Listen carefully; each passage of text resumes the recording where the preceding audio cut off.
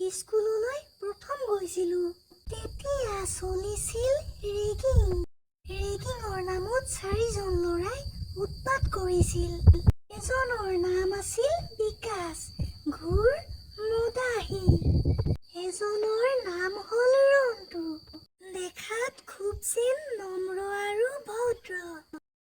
3 নম্বৰজন ৰবিন দেউতাক ডাঙৰ বিজনেছমেন 4 নম্বৰজন মুন্না ইহঁতৰ লিডাৰ ইয়াক চবে ভয় কৰে আৰু এয়া হ'ল আকাশ মোৰ ভাল বন্ধু মই যেতিয়া প্ৰিন্সিপালক গৈ জনালো তেতিয়া প্ৰিন্সিপালেও একো কৰিব নোৱাৰিলে তেতিয়া মোক সঁহাৰি জনালে আকাশে তুমি ৰদালি মিছাতে চিন্তা কৰিছা এইবিলাক সাধাৰণ কথা তুমি আকৌ ঘৰত নজনাবা ঘৰত জনালে মা দেউতাই মিছাতে চিন্তা কৰিব মই আছো নহয় মই থাকোতে চিন্তা নকৰিবা এৰি হৈছে এতিয়া আমি যাওঁ বোলা বোলা বোলা বোলা ৰদালিয়ে চালে প্ৰিন্সিপালক জনালে